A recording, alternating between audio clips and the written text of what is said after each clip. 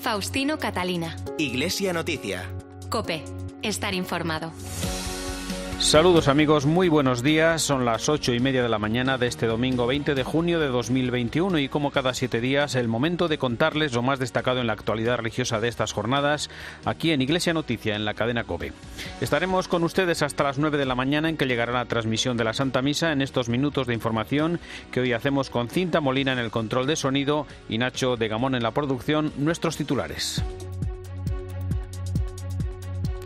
En un mensaje para el Día Mundial de los Refugiados que hoy celebramos, los obispos piden al gobierno que abra corredores humanitarios para los refugiados más vulnerables. Mientras tanto, según la última memoria, Manos Unidas apoyó en 2020 a 2.300.000 personas de 53 países con más de 500 proyectos y 29 millones de euros. Además, los obispos de Cataluña reclaman diálogo y medidas de gracia en la actual situación desde el respeto a la justicia y la Catedral de Burgos ha celebrado el primer Foro de la Concordia. En el Vaticano, el Papa Francisco ha publicado el mensaje para la Jornada Mundial de los Pobres. También ha pedido a las autoridades competentes soluciones para salir de la actual crisis laboral buscando siempre el bien común. Y el lunes recibió en audiencia al arzobispo de Santiago de Compostela, Julián Barrio, y al presidente de la Xunta, Alberto Núñez Feijóo. Y ayer tuvo lugar en la iglesia conventual de San Pablo de Valladolid la apertura de la fase diocesana del proceso de canonización del padre dominico José Luis Gago. Faustino Catalina. Iglesia Noticia. COPE. Estar informado. Los obispos españoles se han sumado a la petición del Papa Francisco para pedir al gobierno que abra corredores humanitarios para los refugiados más vulnerables en su mensaje para el Día Mundial de los Refugiados que hoy celebramos. La Subcomisión para las Migraciones y Movilidad Humana llama la atención sobre este colectivo de población. Son más de 30 millones de personas especialmente afectados por las consecuencias derivadas de la crisis del coronavirus. Detrás de los números, recuerdan, están millones de familias y personas obligadas a huir, entre otros tantos peligros, del hambre, la guerra, la pobreza y la explotación, con el anhelo de buscar un lugar seguro donde poder construir una vida mejor para ellos y para sus seres queridos. El mensaje episcopal pide buscar con urgencia vías eficaces, solidarias y creativas para acoger los retos que el Papa Francisco lanza con el fin de atender a quienes escapan de estas graves crisis humanitarias. Retos como, por ejemplo, incrementar y simplificar la concesión de visados, abrir corredores humanitarios, ofrecer un alojamiento adecuado, garantizar la seguridad personal y el acceso a los servicios básicos, la posibilidad de trabajar o también garantizar la libertad religiosa y promover la inserción social y favorecer la reagrupación familiar. Pues con motivo de este Día Mundial de las Personas Refugiadas, las organizaciones del sector social de la Compañía de Jesús han lanzado la campaña Caminos de Hospitalidad.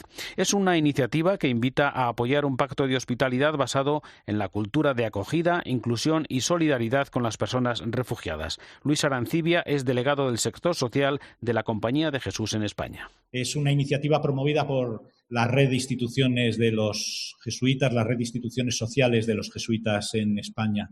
Es una red amplia que nos permite acompañar este camino de las personas migrantes y refugiadas en todas sus etapas, ¿no? Tenemos Alboan y Entre Culturas que trabajan en los países de origen, tratando de cambiar las causas que llevan en muchos casos a que la gente se vea obligada a migrar.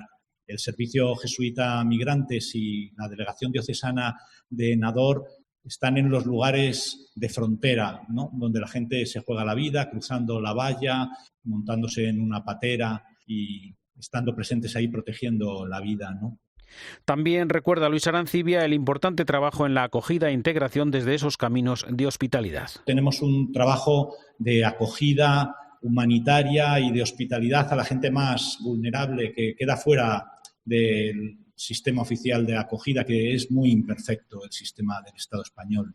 Y ahí tratamos de aportar nuestro trabajo en no solo las obras sociales, sino todas las instituciones y personas vinculadas con los jesuitas en España, ¿no? Y por último, la tarea más fuerte es la tarea de la integración, de la promoción de las personas que puedan desarrollar su vida en la nueva sociedad, que sea una sociedad de acogida que les permita desplegarse, ¿no? Eso es Caminos de Hospitalidad.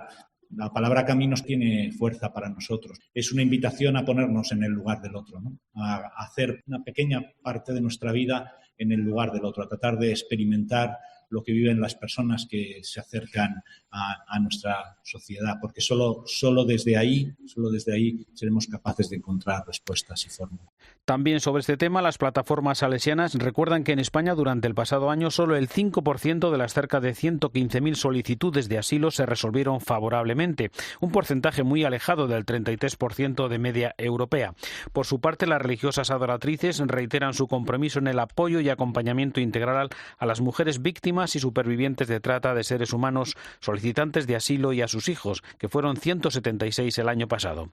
Cambiamos de tema y nos detenemos ahora en la memoria de actividades de Manos Unidas durante el año 2020, en el que la crisis mermó sus ingresos, pero que gracias a la generosidad de sus donantes terminó el año con una recaudación superior a los 42 millones de euros, con los que pudo continuar con sus proyectos y también prestar ayuda a situaciones especiales a consecuencia de la pandemia. Las principales cifras las explica la presidenta de Manos Unidas, Clara Pardo. Nuestros ingresos sufrieron una merma mucho más que considerable. Pero gracias a la inmensa solidaridad de nuestros socios y colaboradores, terminamos el año al final con una recaudación de 42,3 millones de euros, que supuso solo un descenso del 2,6% sobre los ingresos del año anterior. Quiero recalcar que de esos fondos el 83,5% proceden del sector privado y alrededor de la mitad de nuestros socios permanentes. La generosidad de nuestros más de 71.000 socios y colaboradores nos demostró que son muchas las personas que, sin dejar de solidarizarse con quienes sufren la crisis en nuestra sociedad, comprendieron que en esas periferias a las que siempre se refiere el Papa Francisco, eran millones los seres humanos para los que esta crisis se había convertido en una angustiosa emergencia. Estas aportaciones nos han permitido apoyar a 2,3 millones de personas con 506 proyectos en 53 países. La presidenta de Manos Unidas hizo también un llamamiento para no olvidar a los millones de personas ya condenadas desde su nacimiento al hambre y la pobreza, y además con el riesgo añadido por carecer de medidas y de vacunas para hacer frente a la pandemia. No podemos dejar de lado a los millones de personas cuyas vidas siguen en riesgo en países que no están ni remotamente preparados como el nuestro para hacer frente a la COVID-19. Los gobiernos no pueden sacar pecho porque se hayan comprometido la semana pasada a enviar 1.000 millones de vacunas sobrantes a África, Asia o América Latina. Enviar vacunas no debe considerarse un acto de generosidad o de solidaridad. Enviar vacunas suficientes para toda la población mundial debe ser un deber y una obligación, no una limosna. Pido a todos que esta crisis no sea la excusa para dar la espalda a cientos de millones de personas condenadas desde su nacimiento al hambre y a la pobreza. No levantemos nuevos muros que impidan el avance de las sociedades más empobrecidas. Pues desde Camerún, la religiosa Pilar Cobreros recordó el trabajo de prevención ante la pandemia hasta que lleguen esas vacunas. Un gran trabajo por nuestra parte de personal sanitario de sensibilización para que la gente acceda a estas vacunas. Y ojalá sea verdad, porque evitaríamos pues que la pandemia, si es que va a seguir y va a seguir, pues intentar detenerla, porque como aumente nos veremos muy pillados. Yo creo que será una cosa positiva si es que llegan, y sobre todo por parte nuestra del personal sanitario de mucha sensibilización para convencer a la gente de que se las ponga. No sé si se me ha oído. Pedro Camajá es activista político y defensor de los derechos humanos en Guatemala, donde trabaja con los pueblos indígenas y campesinos, y comentó el impacto del coronavirus en la desigualdad social y económica que ya sufren las comunidades más pobres del país. Los procesos impulsados por Fundebase desde hace mucho tiempo, con apoyo de Manos Unidas, demostró frente a la pandemia una alta importancia ante las realidades que vivimos, al juntar nuestra historia, nuestra cosmovisión, formas de vida, capacidad resiliente, pero también ese espíritu de solidaridad que tenemos. Debemos de tener presente entonces como retos que debemos de fortalecer nuestra organización comunitaria para el ejercicio de la gobernanza desde las prácticas ancestrales. Debemos de involucrar entonces más a las comunidades para el control y uso de los recursos para garantizar una inversión real y transparente desde el Estado. Los obispos de las diócesis de Cataluña, tras el último encuentro de la Conferencia Episcopal Tarraconense, han publicado un comunicado ante el actual contexto social y político. Reafirman en él su convencimiento en la fuerza que tienen el diálogo y las medidas de gracia en todas las situaciones de conflicto y siempre desde el respeto a la justicia. Nos amplía esta información desde COPE Barcelona, Yolanda Canales. Los obispos de la Conferencia Episcopal Tarraconense destacan la fuerza que puede tener el diálogo y las medidas de gracia en todas las situaciones de conflicto. Así lo dicen en un comunicado que han difundido tras la reunión que han mantenido esta semana, comunicado en el que aseguran que el logro de un recto orden social que permita el desarrollo armónico de toda la sociedad necesita algo más que la aplicación de la ley. Por este motivo, y según los obispos, hay que proponer el diálogo siempre como vía efectiva que dé respuesta a la esperanza de resolver las divisiones. Por otro lado, y sobre la entrada en vigor de la Ley de Regulación de la Eutanasia, los obispos de la Conferencia Episcopal Tarraconense apuestan por la promoción de los cuidados paliativos y por el despliegue efectivo de la Ley de Dependencia para dar cobertura a las necesidades de los enfermos y de sus familias. Consideran que es deseable reflexionar desde los propios valores y creencias y dejar constancia por escrito en el documento de voluntades anticipadas, donde se puede especificar tanto el rechazo a la eutanasia como a las acciones destinadas a prolongar el proceso de muerte. En este sentido, sugiere firmar el documento de voluntades anticipadas elaborado por la Conferencia Episcopal y que próximamente se facilitará a las parroquias y comunidades.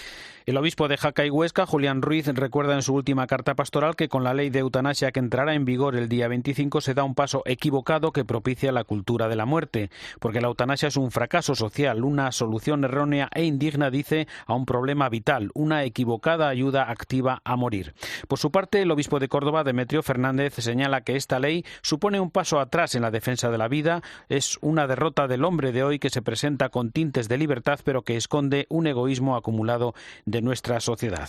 Más cosas, el nuevo arzobispo de Sevilla, José Ángel Saiz Meneses, nos habló aquí en COPE del papel de la religiosidad popular en la sociedad actual y al servicio de la transmisión de la fe. Te das cuenta y captas la fuerza de la religiosidad popular como muro de contención del proceso de secularización que asola Europa occidental, y te das cuenta también de la profundidad, es decir, fuera de los prejuicios y estereotipos. En las hermandades hay vida espiritual y hay vida litúrgica, hay formación seria y profunda, cada vez mayor, y hay una obra social impresionante. Y hay otro elemento muy importante, que es la transmisión de la fe, tan esencial para el futuro de la Iglesia y que cuesta tanto ahora en nuestras familias y en nuestras escuelas y en las parroquias. Bueno, pues en las hermandades se vive con una naturalidad extraordinaria y como por ósmosis se va transmitiendo la fe y encuentras niños, adolescentes, jóvenes, adultos. Bueno, pues eso es una riqueza que yo intuía y que voy descubriendo y que también es todo un regalo del Señor para un pastor. También nos habló del mensaje de alegría y esperanza que la Iglesia puede dar a una sociedad que las necesita. Efectivamente, es que hemos de ser serios, profundos, intensos, pero a la vez con un talante de esperanza y de alegría que el mundo necesita, porque este mundo, esta sociedad nuestra secularizada, subjetivista, materialista, líquida y ahora llena de celdas del enjambre digital, pues es que necesita esperanza y necesita alegría. Y ese es el testimonio que hemos de ofrecer, a la vez con un mensaje claro, con un anuncio claro que tiene a Cristo en el centro. Faustino Catalina. Iglesia Noticia. COPE. Estar informado. Comenzamos en Iglesia Noticia el tiempo de la información internacional en el Vaticano, donde la semana comenzó con una audiencia del Papa al arzobispo de Santiago de Compostela, Julián Barrio, y el presidente de la Xunta de Galicia, Alberto Núñez Feijóo, con una nueva invitación a visitar Compostela. Además, el lunes también se publicó el mensaje de Francisco para la Jornada Mundial de los Pobres, que se celebrará el 14 de noviembre. Nos lo cuenta desde Roma la corresponsal de COPE, Eva Fernández. Buenos días. Buenos días. Sí, la semana arrancó con el mensaje a una jornada que fue lanzada por el propio Francisco como culminación del Jubileo de la Misericordia. Se trata de un texto muy potente en el que el Papa subraya que el lema de la próxima jornada es una invitación a no perder de vista la oportunidad de hacer el bien, y no significa simplemente aliviar nuestra conciencia dando alguna limosna, sino más bien de contrastar la cultura de la indiferencia y la injusticia con la que tratamos a los pobres. Rino Fisichella es el presidente del Pontificio Consejo para la Nueva Evangelización.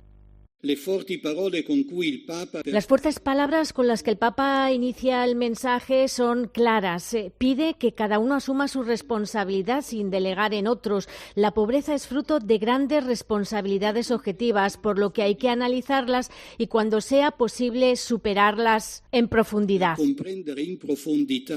Asegura el Papa que el estado de bienestar en el que vivimos hace más difícil aceptar sacrificios y privaciones. Parece incluso que se está imponiendo la idea de que los pobres no solo son responsables de su condición, sino que constituyen una carga intolerable para un sistema económico que pone en el centro los intereses de algunas clases privilegiadas. El Papa recuerda además que tenemos muchos ejemplos de santos que han hecho del compartir con los pobres su proyecto de vida, entre ellos el padre Damián, apóstol de los leprosos, un testimonio muy actual en esta época marcada por la pandemia. Si las circunstancias lo permiten, el Papa celebrará la próxima jornada con una misa en la Basílica de San Pedro y, si es posible, invitando a comer a un numeroso grupo de personas sin hogar. Y el pasado lunes, efectivamente, el Papa recibió en audiencia al arzobispo de Santiago de Compostela, Julián Barrio, y al presidente de la Xunta de Galicia, Alberto Núñez Feijóo.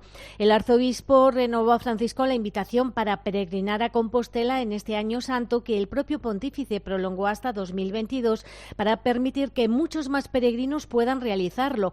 Ha sido, por cierto, la primera vez en la historia que ha ocurrido. El Papa ha estado muy cariñoso con nosotros en la audiencia. El objetivo era agradecerle el que haya prolongado un año más el Año Santo. Y yo le he explicado un poco pues toda la programación pastoral que hemos hecho con esa inquietud y con esa preocupación de decir que el Año Santo sea un año de conversión y de reconciliación. El presidente de la Xunta puso al día al Papa de la situación de la región tras finalizar la etapa más dura de la pandemia. Y Francisco le recordó con simpatía que en sus tiempos de Argentina todos los españoles eran gallegos.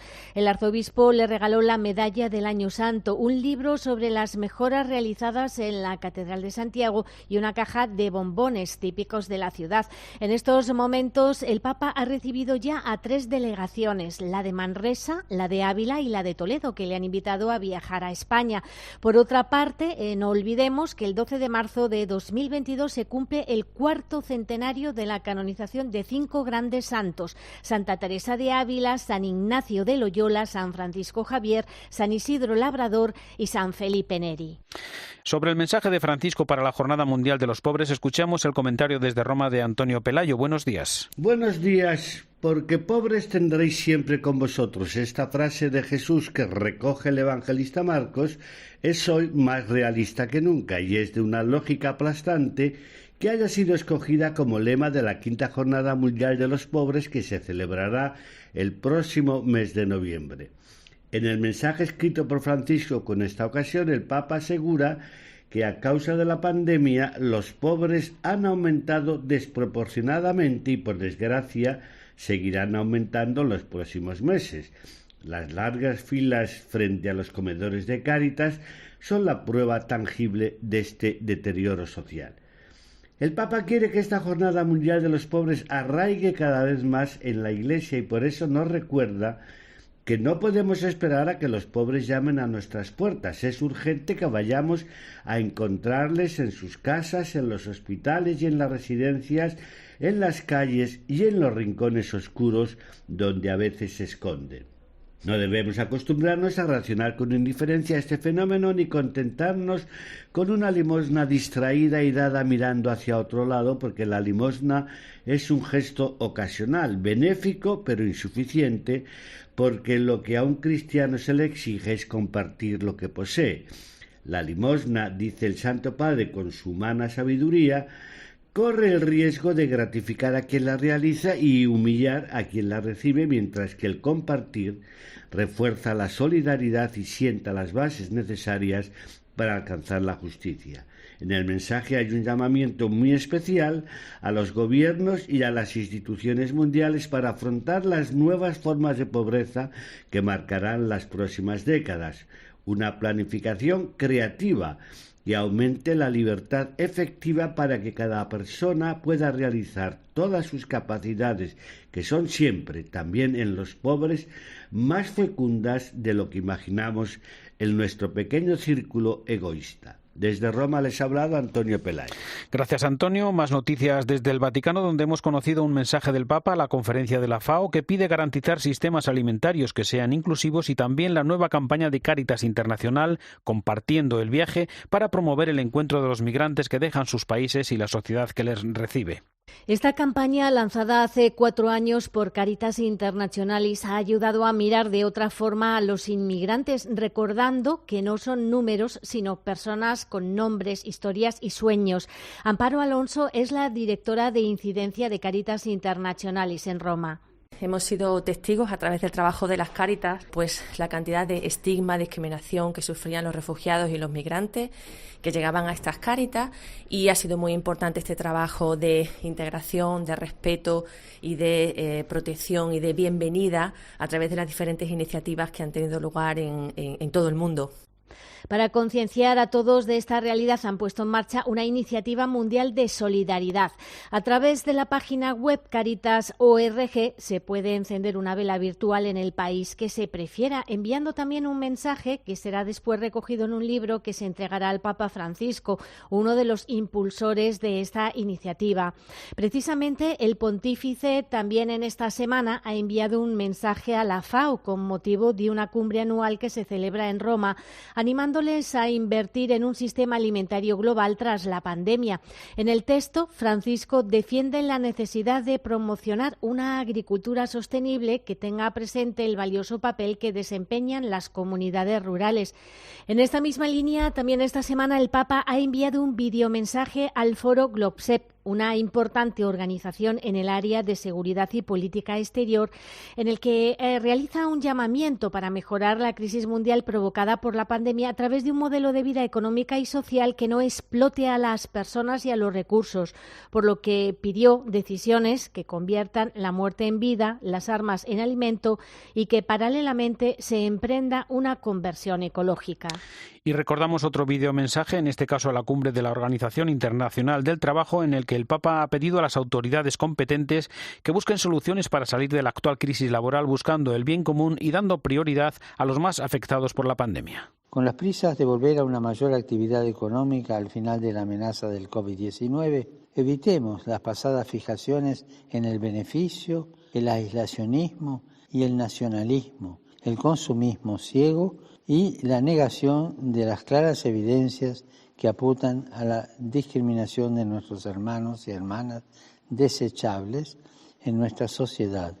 Por el contrario, busquemos soluciones que nos ayuden a construir un nuevo futuro del trabajo fundado en condiciones laborales decentes y dignas, que provenga de una negociación colectiva y que promueva el bien común.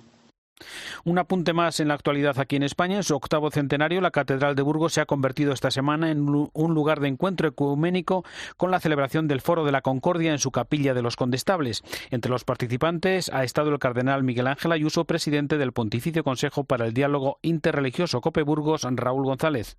Evitar la crispación y favorecer un clima de unidad y convivencia han sido los principales objetivos del Foro de la Concordia, que se ha celebrado durante 3 días en la Catedral de Burgos. Una conferencia del cardenal Miguel Ángel Ayuso, presidente del Pontificio Consejo para el Diálogo Interreligioso, sirvió para inaugurar este foro organizado por la Facultad de Teología del Norte de España, el Cabildo Metropolitano y la Fundación 8º Centenario de la Catedral. Durante su ponencia defendió la importancia de promover el diálogo interreligioso y la fraternidad entre la sociedad. Hablar de religiones y su contribución a la paz y la concordia es una cuestión de actualidad hoy, porque en estos tiempos en que la concordia y la paz están amenazadas desde muy diversos frentes, cualquier contribución que pueda preservarlas debe ser muy bienvenida. El jueves se celebró la primera mesa redonda, centrada en esta ocasión en la fraternidad y el diálogo entre las religiones cristiana, judía y musulmana, con expertos de las diferentes religiones. Moderado por el sacerdote y catedrático emérito de Teología Dogmática, Santiago del Cura, el encuentro contó con la participación del jesuita y director adjunto del Centro de Estudios Cristianismo y Justicia, Jaume Flaquer, la vicepresidenta del Consejo Español de Mujeres Judías, Verónica Neama, la profesora visitante de Cultura Árabe e Islámica en la Universidad Católica de Ávila y fundadora de la editorial El Alep, Bahira Abdulatif, y el catedrático de Literatura de la Universidad de Alcalá, Jon Juaristi, a quien escuchamos a continuación. Y hay una cuestiones básicas, digamos, para entender un diálogo entre las religiones. Es la cuestión de la herencia. El cristianismo hereda del judaísmo y el islam hereda del judaísmo es la tercera revelación. Bueno, el problema de la herencia me parece que no se agota en eso, ni mucho menos, y no se agota, digamos, la posibilidad de la discusión. Y el viernes se llevó a cabo la última sesión, moderada por el decano de la Facultad de Teología de Burgos, José Luis Cabrea, y en ella debatieron Juan Luis Arzuaga, María Martínón Torres, Javier Prades y Miguel García Baró, en la que abordaron la concordia entre saberes. Todas las charlas se pueden volver a ver en cope.es. A mediodía de ayer sábado tuvo lugar en la Iglesia Conventual de San Pablo de Valladolid la apertura de la fase diocesana del proceso de canonización del padre dominico José Luis Gago. Comienza así un trabajo de recogida de documentos y testimonios para avanzar en esta causa impulsada por el arzobispo de Valladolid, el cardenal Ricardo Blázquez. Cope Valladolid, Javier Luna. Con la firma y el juramento de los miembros del Tribunal Eclesiástico que velarán por el buen curso de la causa, ha dado comienzo el proceso para lograr la canonización del padre Gago. Un regalo de Dios, ha afirmado el cardenal arzobispo de Valladolid, Ricardo Blázquez, tanto para la Iglesia como para la comunicación y muy especialmente para la cadena COPE, que no existiría, ha asegurado Blázquez, de no ser por el empeño, entre otros, del padre Gago. El padre Gago fue con su vida irradiación de bondad y de amabilidad. Deseamos que el testimonio del padre Gago sea oficialmente conocido y reconocido por la autoridad de la Iglesia. Asegura Blázquez que hay razones de sobra para buscar este reconocimiento. Dejó un perfume y un olor de santidad, claramente perceptible. Nos dejó una estela luminosa que en medio de tantas oscuridades alumbran nuestro camino. El padre Gago dejó una fuerte impronta en los medios de comunicación. La postuladora de la causa, Alejandra Torres, ha destacado cómo este fraile dominico, apodado cariñosamente el evangelizador de las ondas, hizo de la radio un altavoz de la obra social de la Iglesia. Desde sus inicios hay un ministerio pastoral y catequético para hacer llegar al Evangelio a través de los medios que Dios le había dado, en un momento de renovación dentro de la Iglesia. Quería hacer de la radio un gran púlpito para que pudiera llegar el mensaje del Evangelio y de la Iglesia fuera del templo. Una radio, decía, que no encierre el mensaje en la sacristía, que llegara a las casas. Con estas iniciativas radiofónicas iba reforzando la presencia religiosa en la emisora, pero dándole un aire nuevo. En Valladolid se aguarda la esperanza de que el proceso culmine con la canonización del padre Gago en la iglesia de San Pablo, de la que fue prior hasta en 4 ocasiones. Aún queda camino, la fase diocesana que hoy se ha abierto deberá pasar antes por Roma.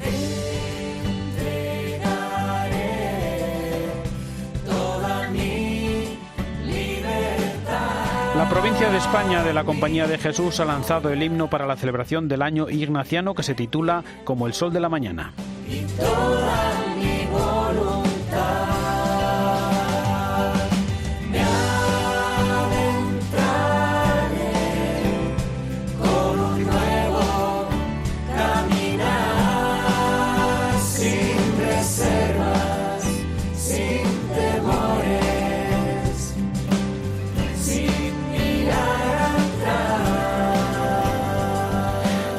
Llegamos así al final de esta edición del informativo Iglesia Noticia. Ha sido el programa 1729 en este domingo 20 de junio de 2021. Un minuto para la actualidad, después la Santa Misa, hasta dentro de 7 días. Un saludo de Faustino Catalina.